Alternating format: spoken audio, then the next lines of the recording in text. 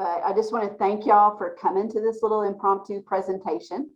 My name is Jenny Post, and I've been developing grant programs and project proposals for the last 12 years. Over that time, I've submitted well over 100 proposals on topics that range from jazz music to diabetes self-management to opioid use disorder and a little bit of everything in between. If you love learning, grant development might be a good career for you. I'm so thankful to have had the opportunity to spend months studying and writing about such a diverse range of subjects. The work has enriched my life, and I'm thankful for this opportunity to share a few things I've learned with you here today. So before we get started, I thought it would be fun for everyone to focus on a question and then share your thoughts. What do you think are the most important parts of grant development? What do you think makes a grant proposal competitive enough to be funded? I made this little poll that will show us in a beautiful word cloud what everyone thinks. So to share your responses, all you have to do is scan the little barcode on the screen or send a text to 22333 with Jenny Post 813, and then you can both of those will take you to the Poll Everywhere app so that you can share your response. We'll see if I can do it. And let me know if that's not working for you.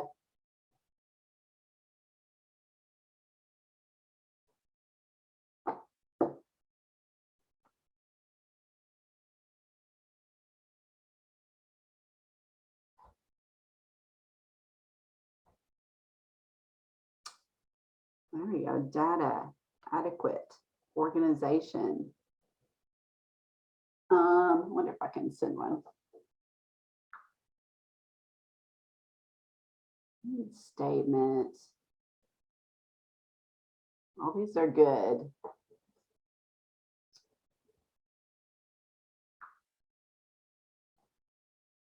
Search.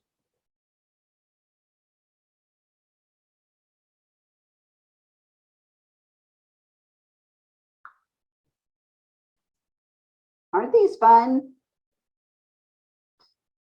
So I'm going to be doing this same word cloud at the end of the presentation just to see if your thoughts or ideas have changed.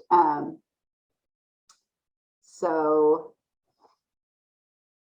feel free to keep going if you would like. Share as many thoughts as you'd like.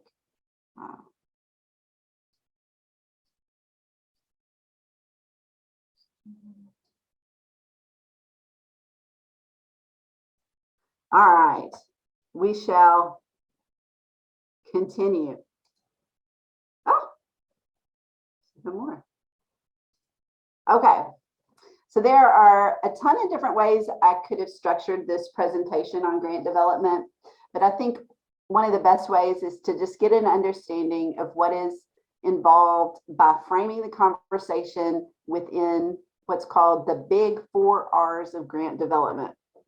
So during the presentation, we're going to look at each of these 4 R's, and then at the end, we can dive into more specifics and any kind of questions you have. So the 4 R's of grant development are grant readiness, research, relationships, and writing. So we're going to start with grant readiness. Are you grant ready? So an essential first step in grant development process is assessing whether your organization is ready to apply for grants and compiling the information you will need to apply for funding opportunities. How do you know if you're grant ready? Questions to assess grant readiness depend to some extent on the type of organization. A college professor considering research grants is going to be asking a very different set of questions than a new nonprofit. A new nonprofit will be asking very different questions than an established nonprofit. There are tons of great grant readiness checklists out there, and these are just two examples that I've shown on the screen. And these types of checklists can be very helpful as organizations are working through the process of becoming prepared to apply for grant funding. Some important questions to ask when you're trying to determine whether you're ready to apply for grants are, is the organization incorporated as a 501c3? Most funders require that organizations be incorporated as 501c3. Many foundations and government agencies are going to request a copy of the tax exempt letter along with the grant proposal as part of the proposal. Does the organization have a financial management system in place? Generally accepted accounting principles should be used to track revenues and expenditures within the organization. Documenting the use of these principles will demonstrate to a funder that the organization manages its funds well. Has the organization met its local, state, and federal reporting requirements? Nonprofits are required to submit an annual 990 or 990 EZ.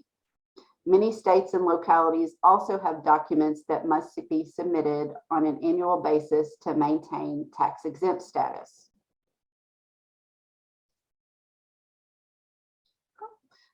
Does the organization have a clear mission statement and sense of their purpose? This is a foundational part of grant readiness. Organizations need to have a crystal clear sense of their purpose. Only then can they identify potential funding sources that align with their mission. Mission drift occurs when organizations begin chasing dollars instead of focusing on obtaining funds that really support their purpose. Can the organization demonstrate success? Most funders are seeking to partner, and that's a key word, partner with organizations that have a proven track record of success. What can you say about your experience and successes? For new nonprofits, it's important to be able to discuss how your organization is unique and how it will be approaching important issues and proposed projects. If an organization has gone through the steps of becoming a nonprofit, it is quite possible that they have many examples that can demonstrate success that they may not be thinking of. Talk to prior collaborators, colleagues, board members. And if you don't have a track record of success, start working with more established, like-minded organizations to support their existing projects and take steps to document the impact of your collaborative efforts. Does the organization have capacity to manage a grant-funded program? In addition to documenting strong financial management systems, be able to demonstrate that you have staff with expertise and experience that will allow you to manage all the moving parts involved with grant-funded work. Work with organizations that can bridge any identified gaps you have that might concern funders.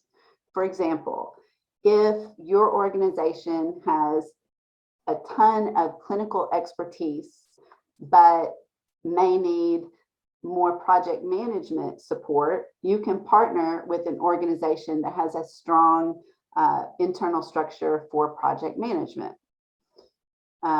Take some time to write out an organizational capacity section, which is a standard part of pretty much any grant proposal. This is an excerpt from a current funding opportunity our organization is considering. These are the questions we must answer in the grant proposal to be responsive to the application requirements. As you can see, not only do we have to provide a brief but comprehensive overview of our own organization, we will also need to provide information about our partners' organizations. It is well worth the time to maintain an organizational capacity document that can be a comprehensive one that can be revised to meet particular application requirements. To make the grant application process less stressful, the Grant Professionals Association recommends, excuse me, having a number of documents ready to go. I made a pretty word cloud to make the list more palatable. Keeping these documents organized in a folder so that you have easy access can save time and stress as you prepare for an application. And they span the gamut, financial statements, brochures, annual reports, any kind of newsletters. All these things are important to have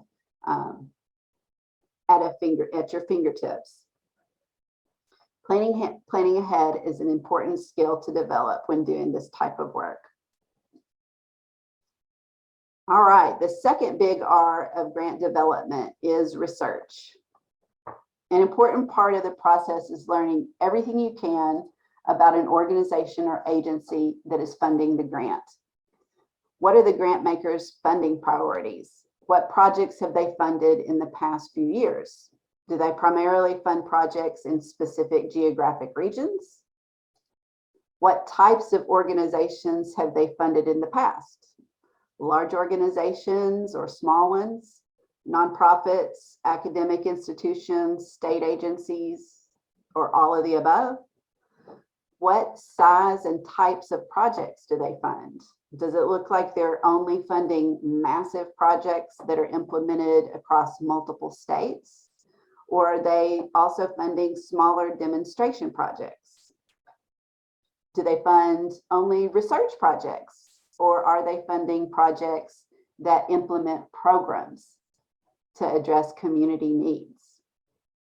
Also, what does their application process entail? This is essential type of research that has to be done as you prepare to develop grant proposals. Here's an example of a web page that can provide us with a lot of information that will help us consider whether this funder is a good fit for our organization's mission and purpose. So I'd like to pause for a second here and see what you might be noticing on this page that could help us give us an idea of whether this funder is a good fit for our organization. So I'm going to come out of presenter view, if I can figure that out, so that I can see the chat box. Or why don't you, we're small enough, maybe you could use your microphone and tell me what you're seeing that could provide insight. Well, the What We Do tab, obviously, I think would have some information about kind of their focus and, the work that they do and telling us whether or not we're aligned with that. Yep. It clearly states their funding priorities. Mm-hmm. So when you go on here, and if you're looking to fund a grant for maybe focused on, I don't know, if healthcare, is there anything there that would indicate that they might fund a proposal focused on integrated behavioral health care? Do you think?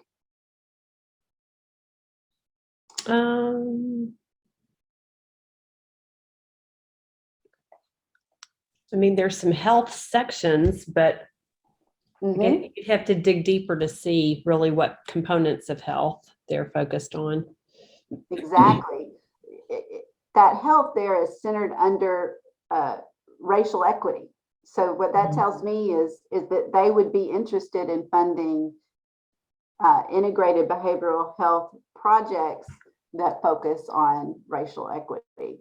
So you can really get into, get a good idea of if your project fits within the funder's priorities by going to their websites All right. Thanks for using your microphone. I can't figure out how to get out of this view. So, and y'all, please forgive me for just reading. It's like it's the only way I can do it. So,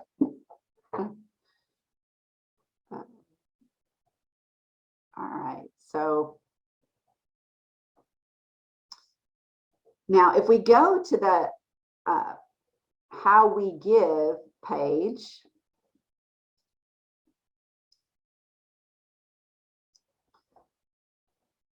they provide resources and details on who is eligible for grants. And they provide a very important tool that can provide us with a ton of information, a grantee search. And what this will allow us to do is to dive into the organizations and projects that they have funded in the past. This will give us an idea of whether more information about whether we would be a fit. So here is like on page 3 or so of their list of grantees, and I noticed they funded Ducks Unlimited. And so by clicking on the plus button, I was able to see they gave Ducks Unlimited $500,000 under their Advancing Sustainability funding priority. And if I wanted to learn even more about that, you can click on the visit website, which is for every grantee, they provide this information. And then you can find out about the specific project. So Walmart Foundation funded Ducks Unlimited water conservation project. So all of that, I think, is just really important research to do before spending the time it takes to develop a grant for a funder. You want to make sure that your time is well spent. All right. Another form of research that is critical to the grant development process is assessing the need for a project. Grant-funded projects will always address specific needs. Grant proposals must articulate a clear understanding of the challenges, gaps in resources, or needs you're proposing to address. The funder will typically stipulate how applicants should demonstrate there is a need for their project. This excerpt comes from a current request for applications, which provides clear instructions on how to develop the grant proposal. Notice the detailed information they want included in the proposal. The instructions clearly explain that what they want applicants to provide in their standards for evaluating an applicant's preliminary research to establish need. And we'll be coming back to this when we get into one of the next R's.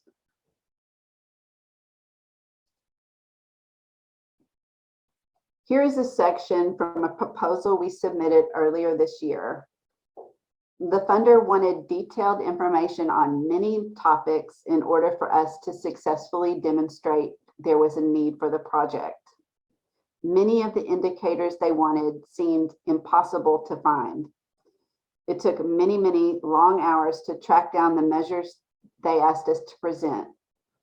Putting in the work is an absolute necessity. The demand for grant funding far outweighs the supply of funds. Applications are scored on precise review criteria, and when you leave out important background information that they ask for, your application will lose points.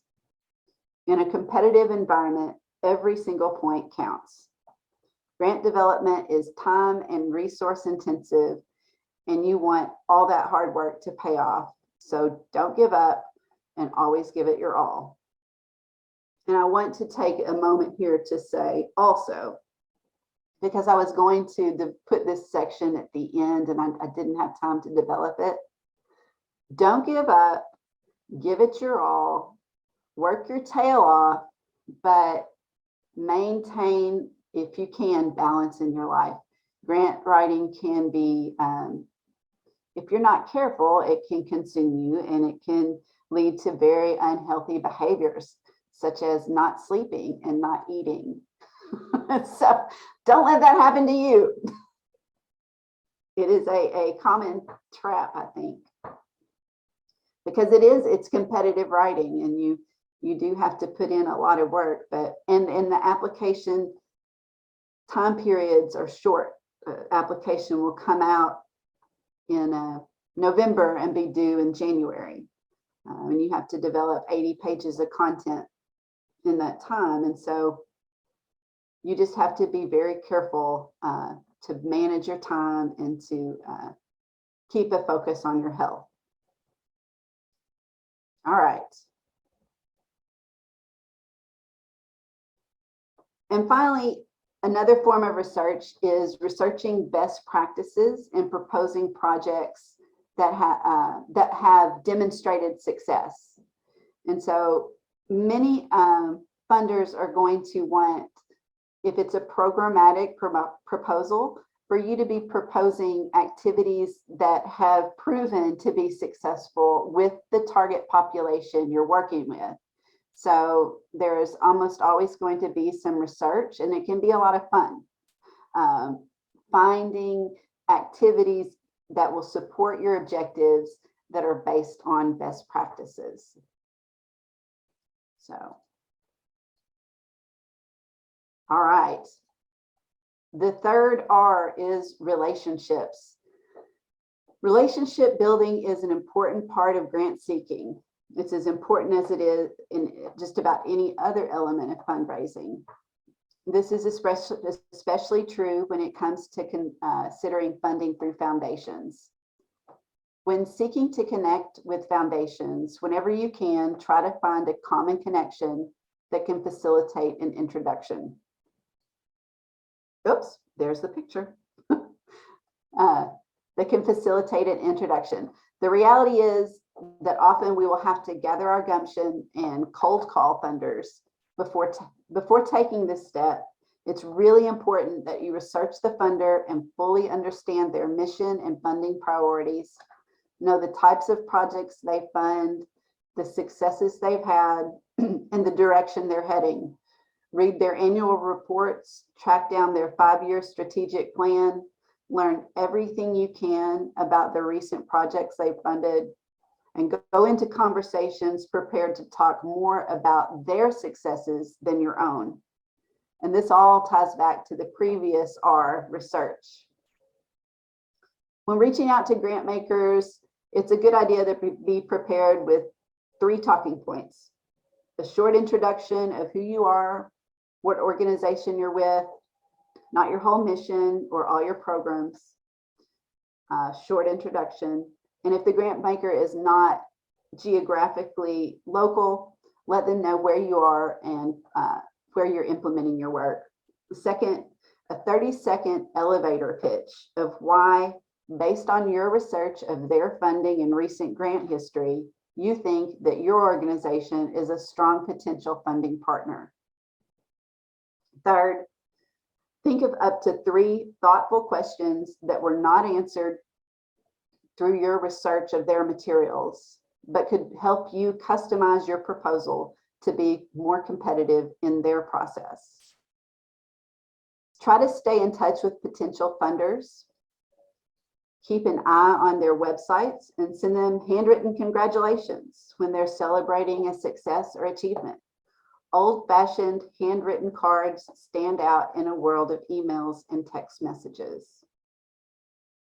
In some cases, it's not possible to establish contact with program officers, especially when you're considering federal grant opportunities. That said, relationships can be key to your proposal's success, even in federal grant opportunities. Once you establish a relationship, often as a grantee, when we're talking about federal grant proposals, those relationships are also often developed after you've received the funding. So to really develop that relationship, you need to meet or exceed a funder's expectations as you do the grant work. You need to listen to the program officer's advice and act on it. You need to deliver reports, evaluations, any materials on time and complete. While some applications are funded based on rank order scores that are determined by an objective outside review panel, some agencies do include program officers in the review process. Maintaining strong relationships with program officials is critical to future grant success. There are actual people making the decisions about the grants awarded to you and the impact you seek to create. Another equally, if not more important role relationships play in the grant development process is building relationships with other organizations and agencies that are working on projects that fit within your mission.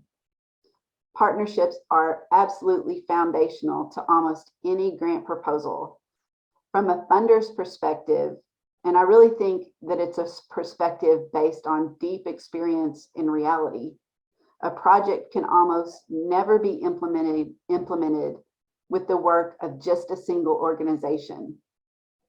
I don't think I've developed a proposal over the past 10 years that did not require structured partnerships among organizations. Excuse me.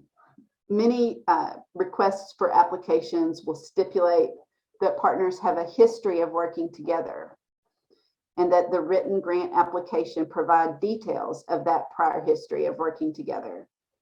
So it's important to build and maintain relationships with partners well before you're looking to apply for grant funding. Establish that history of working together. Develop a grant proposal together rather than just on your own without input from partners. This is often, very often, a misstep simply because of the tight timelines that you have when a grant application is released. But if you start building those relationships now, it will make it much easier to say, hey, we're going to submit a proposal. Let's get together and plan out a project. Building strong relationships means sharing power.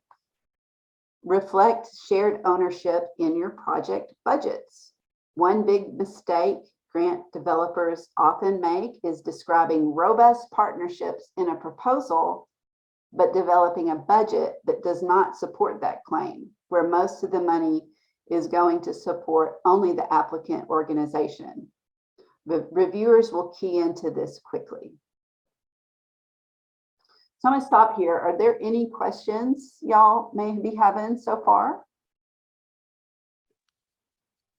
Just a quick one. The way the presentation's gone about relationships, do you meet with the grantees very often, like in person through this process, I guess? The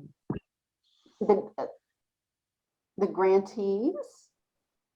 Like to who you are presenting the grant to, who you're trying to get the money. When it comes to federal agencies, usually not. It's usually hard to, for instance, the Health Resources Services Administration, which is funding the 2 grants that we have now. It's very hard to get a meeting with the program officer at a federal level if you don't have an established relationship. They're super busy. They don't have time to hear, 500 people's proposal ideas. And so it's really not a good practice, I've heard, to be calling them and, saying, hey, I've got to. So with federal funders, usually you don't have contact before you get a grant. Now with foundations, yes, I would say that if you have a relationship with a foundation funder, you're probably in a better position to be getting those grants. So I hope that answers. Did that Yes, thank make you. sense? All right. Yes.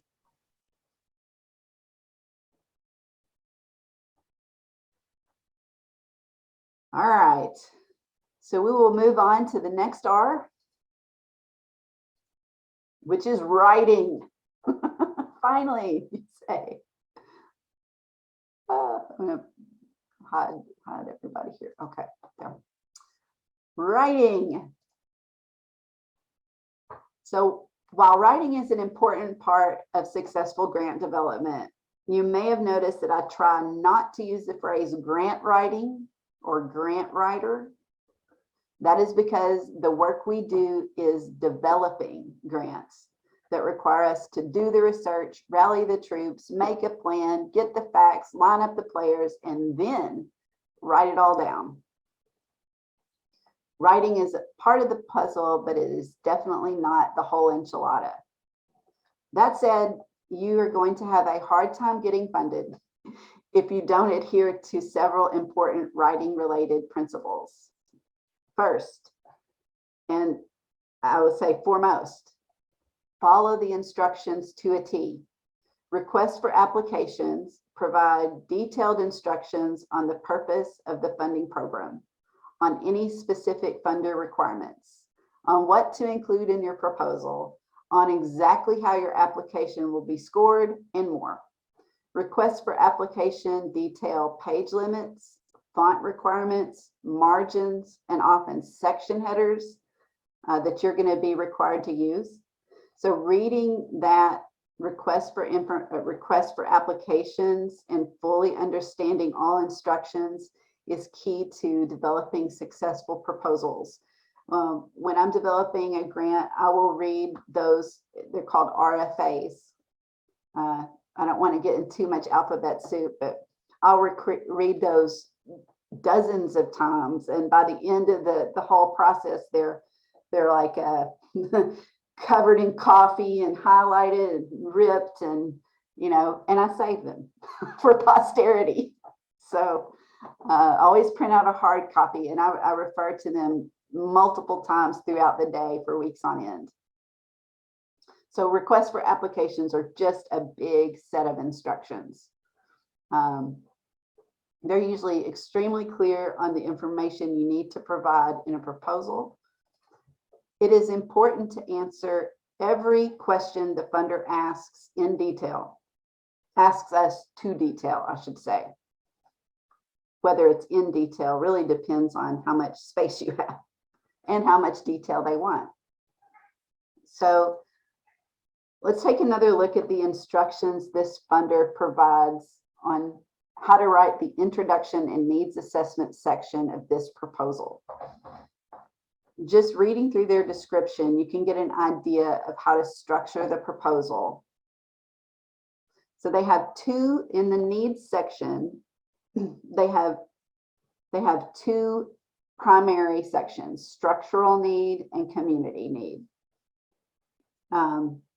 Each of these sections has questions under it.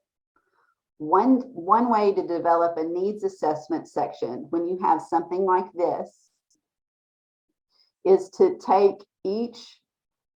really to take each bullet point and make it a paragraph. So in this example, and I just sketched this out last night. So if I saw this, would be my initial outline. So I have paragraph headers that correspond to each of the questions.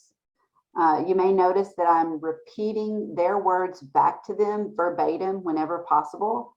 So if they say clearly describe the healthcare service environment, my paragraph header will be healthcare service environment.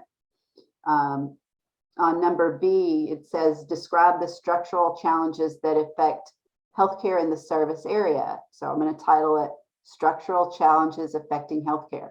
What this does is it makes it easy for reviewers to go through and see that you are addressing every question that they have asked you to address. you want to make it easy for reviewers. So use simple words and concise language that is used in the RFA, reflect back what the words they're using.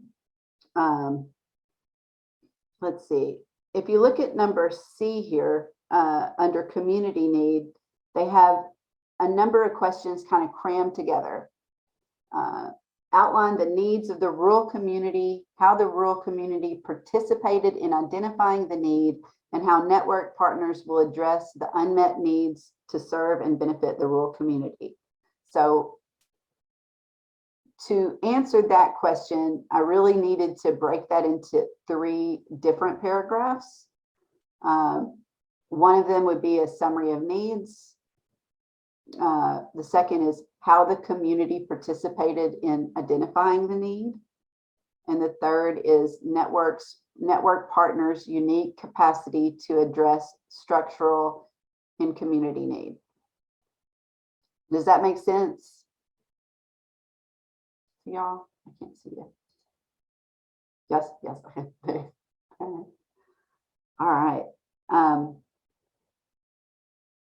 So, sorry, I lost my space there for a second. All right, another strategy for writing I use whenever possible is to structure the proposal, the order of the paragraphs and the tables based on the actual review criteria rather than the instructions. So what we just looked at back here, these are the instructions. This is the review criteria. So when reviewers are looking at your proposal, they have a printed out list of review criteria, and they are going down. Okay, what is the extent to which this application describes the healthcare service environment? They look and they're like, that's really good. I'll give them 5 points. And so they go down in this ordered way. And so that's why I think it's preferable to use, instead of the instructions, to use these review criteria in ordering your proposal, because that's very likely the order that the reviewers are going to be looking at. So, but the trick is you really have to use both the instructions and the review criteria. So here we have on the right what I wrote based on the instructions. And now I'm going to compare it to what the review criteria is asking for. And I'm going to reorder it. I'll change the wording around to match the review criteria. So as we see here on the structural needs section, it looks like these 2 paragraph headers are all good. They are still in line and in order with what the reviewers are going to be looking at. But now when we get down to community need, it gets a little more fuzzy, and there's going to need to be some revision and some section header changes based on what they're asking here. So any input here on anything you might notice, how things might be changed to match the review criteria?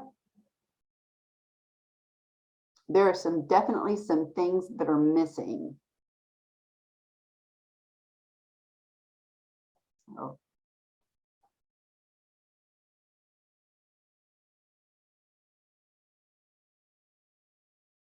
one of the things is, I noticed so many things last night. So the extent to which you provide clear examples of strategies. I might have a paragraph that's like examples of examples and strategies. That's not that. Now, what did I notice last night? Number 3. Okay. The extent to which the application describes the purpose of the program, the local regional healthcare environment, and how the community identified need, expected outcomes, focus area, and the aims the program will support.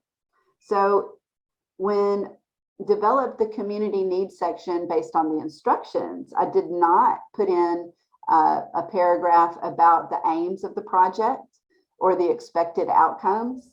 So those things need to be in this community needs section, because the reviewer is going to say, okay, where are the aims? Where are the outcomes? And if they're not there kind of in order, they're going to have to flip through the proposal and they may not find it. And you're very likely to get a lower score on that section, if that makes sense. So, so this is something that a mentor of mine taught me. And I think it's really one of the most important strategies in developing good grants is using this, using the review criteria to write to the review criteria. So another thing I noticed here that I would change is this. I'd switch these around. So in the instructions, it said it had, you know, the activities to address the key gaps came first, and then what an integrated network and federal support for planning, why it's needed. So it was in that order, but in the review criteria, it's in reverse order. So I would switch those headings, and I'd probably change the wording around. So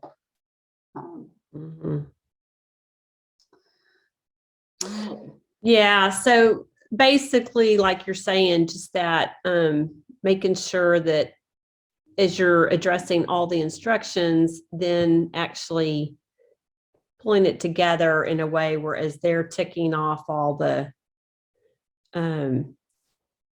different criteria, that it's just simple to go dun, dun, dun, for them, so they're not jumping around. Yep. Yeah.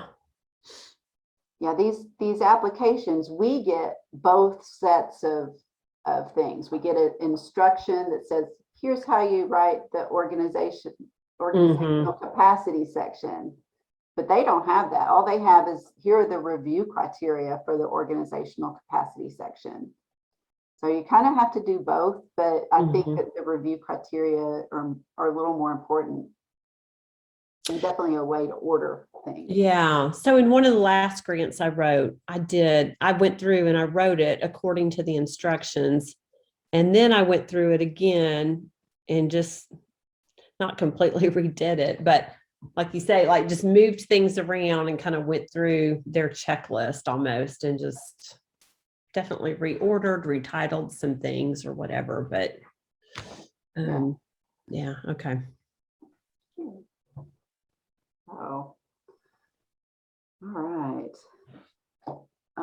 Another thing the review criteria can help us understand is the points that you're going to get for each section. Here we see that there are 25 points that'll be awarded, up to 25 points for the number 1 and number 2. But then 3, 4, 5, 6 are worth a total combined 15 points. So when I'm thinking about prioritizing space in a proposal, like how much actual, if you've got 20 pages, how much space to devote to any given section, I'm gonna look at those points and weight how much space I allocate based on how much it's worth. So I think that is a tip. All right. So follow instructions to a T, answer all the questions, write from the review criteria point by point if you can, and tell a compelling story. So you got to do all that. And it's hard. It's hard when you're like, it's very technical writing, but it also has to be compelling and concise. So there is definitely a trick, it just takes practice.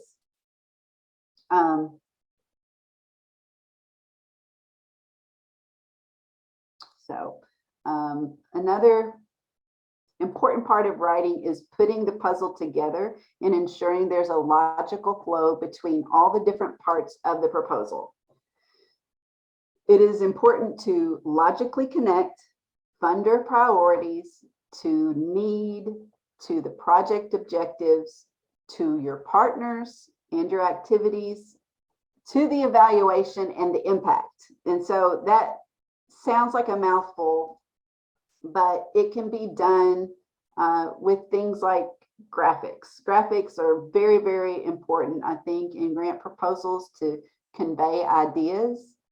And they also break up space. I try as a general rule of thumb to have at least one graphic or table on every page to just kind of break up big walls of text, because that you will lose a reviewer like that if they've got like 4 or 5 just pages of text they have to read through. So conveying information in a graphic can be really helpful.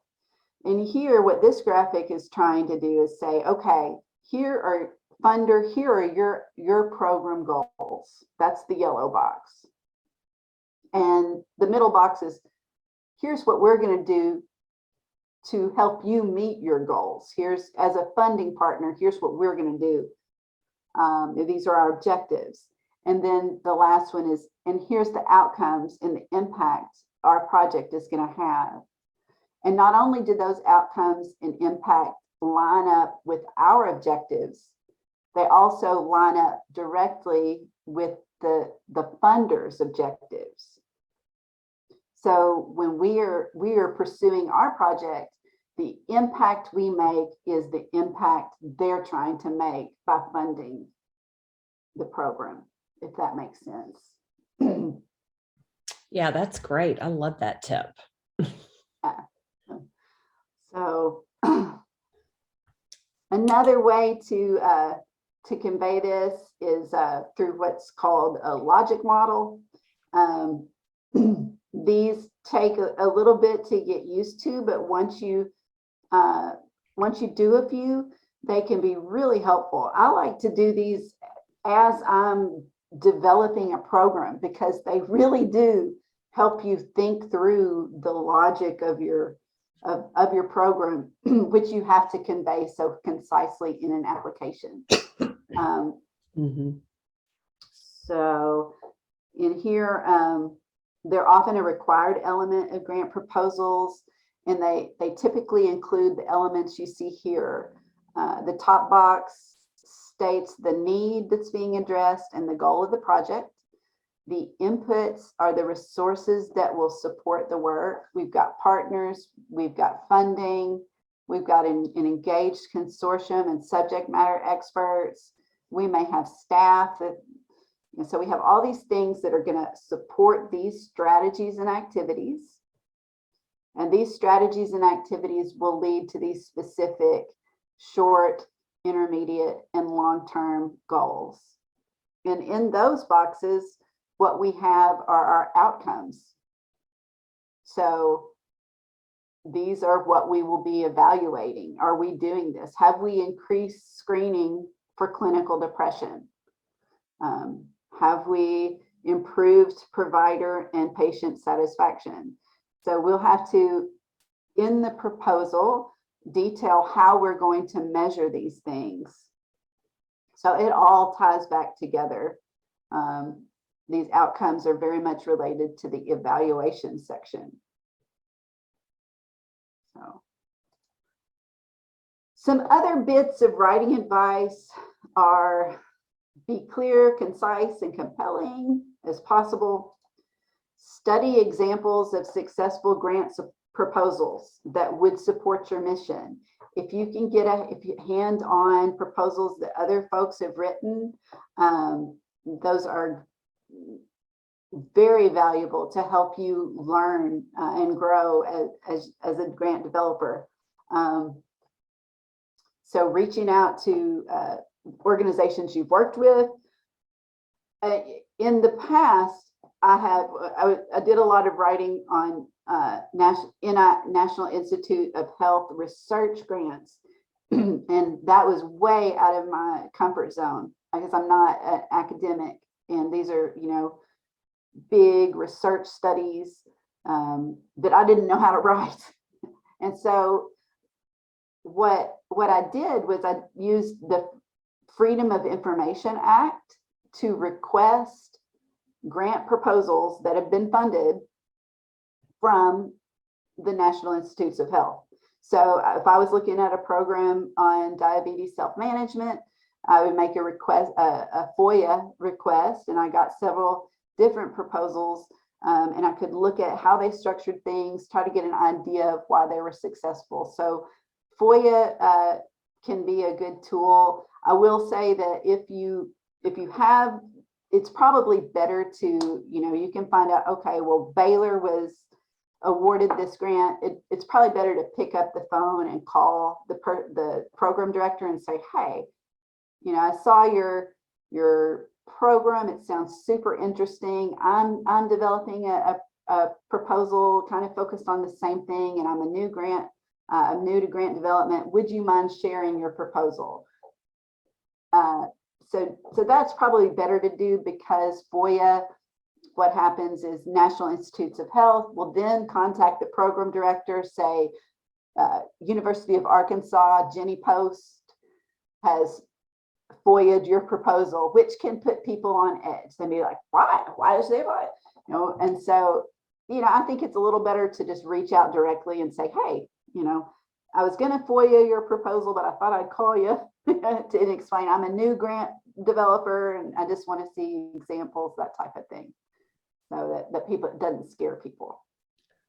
Yeah, that's a good call out, because the FOIA can make people nervous, have we found. But my old a person I used to work for, we FOIA'd probably well over 100. She'd be like, send me a list every week, FOIA these, and it'd be like, Jenny Post. FOIA. And I did get some emails like, why do you want my proposal? Oh gosh, wow. Yeah. But then you just say, well, I'm a new grant writer. I don't know what I'm doing. That's why I'm not competing with you. So let's see. Another way to study successful grant proposals is to serve as a grant reviewer. Agencies like HRSA or SAMHSA, they are always looking for grant reviewers. You can just go to their website and apply. I mean, it doesn't take any kind of special requirements. And that will allow you to a real bird's eye view into what grant reviewers are looking for and the whole process. Beyond that, seek input from multiple people prior to submitting a grant. Your team, have your team read and review the grant based on the review criteria. Have them score it. This needs to be a no holds barred type of thing. You need additional eyes on that proposal that you've been deep into for weeks on end. You need new input. Colleagues with various areas of expertise will all key into important aspects and find areas that can be improved. Learn to crave critiques instead of fearing them. Learn to seek input and incorporate improvements. Learning to seek input and incorporate improvements is very important. All right. At this point, I just thought I would stop and answer any questions you might have. We are at pretty much the end of the presentation, except for the word cloud. So lay it on me if you have any questions. This is kind of a random question a little bit, but I know that in one of our classes, we did a grant writing activity. That was basically the whole class, but we had to do a community assessment, community needs assessment. How often would you say you would do one of those for a grant? Would that be standard or, yeah? That is pretty standard. Okay. For programmatic grants where you're proposing a project that will address the needs of a specific population or community, that type of needs assessment is very important. And a lot of times the funder will tell you how, basically if you read, they'll tell you what they want to see. They want to see you've conducted focus groups, that you've really involved that community. Sometimes they'll just want information that can be gathered, demographic, external data sources, but a lot of times they'll want deep input from a community, and you won't get the points you need, which makes sense. I mean, you don't want to develop a proposal focused on implementing peer recovery support services without really involving peer recovery specialists in the needs assessment. So that makes sense. But yeah, they're pretty common. Yeah. And that kind of leads me to my next question, because I remember my community needs assessment, which, I mean, I guess it just depends on what they're asking for, but it was like 25 pages long. And would you say that a grant person who's awarding a grant would read all that? Or, I mean, is there a length that you should kind of avoid? Yes. So a grant proposal is going to, in that application guidance, they're going to tell you exactly how long it can be. So you kind of have to, 23 pages is usually that would be close to the length of most full applications. So you're going to have to synthesize that 23-page needs assessment down to like a page or 2 pages. So you have to, I think that's a lot of people are like, oh my gosh, 80 pages. And I think, oh my gosh, how am I going to get it all in 80 pages? So they usually ask for a lot of information, and you have to really be concise with your words. Is that a place where maybe a graphic could help as you synthesize all that information, right? Huge, absolutely. Mm-hmm. Yeah. Okay. That's a great place for a graphic. Anytime there's a lot of information to convey, graphics are often a really good solution in that situation. I honestly think that's my biggest takeaway from this whole presentation. I'm like, oh my gosh, yes, graphics. I love that. Yep. And they're fun. Okay, and I'll give you another tip. A wonderful graphics program where you can make really professional looking neat graphics is called Canva. Mm-hmm. So I've just discovered that in the last year, so I have to share the good news with everyone. Yeah, I use Canva, and it is wonderful. So all those, and it has a lot of templates in there that you can use. But yeah, it's a great way to get all that information out there. Okay, thanks. Yeah.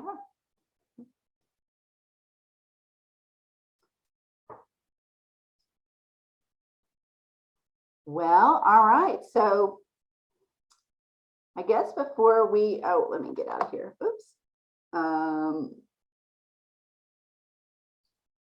So before we get out of here, I thought we could try this again. All right, clear the responses. Clear them all. There. And see if what you think the key to successful grant development is. See if those have changed any. I love these word clouds. This poll everywhere is also fun if you're ever developing presentations. And if y'all haven't noticed, I discovered animation. Yes. I hope it wasn't annoying. You're muted, Gina. No, it is. It's awesome. Let's see. Yes, clear. Writing.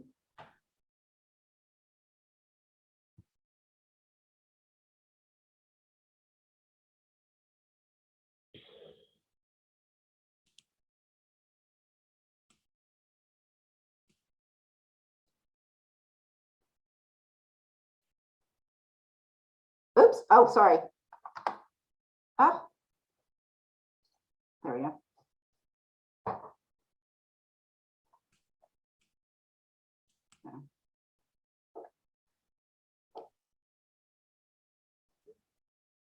Well, I sure appreciate you all coming